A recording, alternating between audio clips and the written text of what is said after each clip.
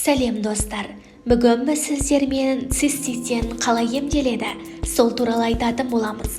Цистит қуықтың қабынуы, қуыққа жұқпа кіргенде пайда болады. Аурудың дамуына қуықтың шырышты қабығын тітіркендіретін мынандай факторлар себепші болуы мүмкін. Дененің қатты тоңуы, тәтті не болмаса тұздалған тағамдарды көп қолдану, спиртті ішімдіктерге үйір болу, сондай-ақ іштің қатуы. Цистит кіші дәреттің аз мөлшерде үзік-үзік қиындықпен шығумен сипатталады. Ауырсыну әртүрлі, шаншып немесе күйдіріп ауырады. Кіші дәреттің соңына қарай ауырсыну сезімі күшейеді. Зәрге қан да араласуы мүмкін. Кейде дене қызуы көтеріліп, жүрек айныйды. Циститтің алдын алу үшін жыныс ағзаларын ұдайы жуып жүру керек. Жеке бастың тазалығын сақтап, қабынған ауруларды дер кезінде емдету қажет. Циститпен ауырған науқастың дене қызуы көтерілгенде оны төсекке жатқызуға, аяғын бұлауға 32-35 градусқа дейін түсіру керек.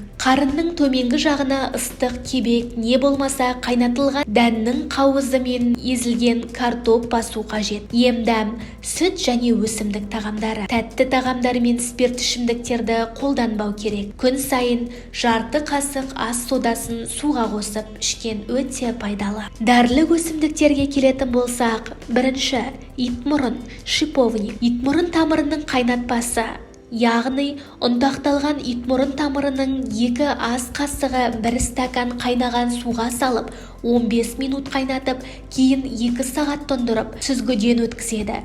Күніне 4 рет жарты стаканнан тамақ алдында ішеді. Екінші, ит бүлдірген брусника. Ит бүлдірген жапырақшасының қайнатпасы, 2 шай қасық жапырақты 1 стакан суға салып, 15 минут қайнатып салқындатады, сүзгіден өткізеді. Циститке, нефритке шалдыққан адам күні бойы аз-аздан жұтымдап ішіп жүреді. Үшінші, мыңжапырақ шөбінің тұнбасы.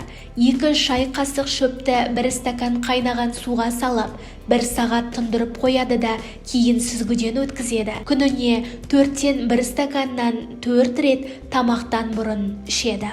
Төртінші, қарбыз. Қарбыз күшті зәр айдағыш. Қарбыздың суы қуықтағы тасты ерітеді. Бесінші, шөптер қоспасы. Дала қырық буыны 15 грамм, қастабан 15 грамм, жол желкен жапырағы 20 грамм. Бәрін қосып, талқанда 1 ас қасығын 2 стакан қайнаған суға шай сияқты бұқтырып 1 сағат тұндырады. Кешке жатарда жылы күйінде бір жола бірақ ішеді. Бір емдеу мерзімі 15 күн. Денсаулығыңыз мықты болсын.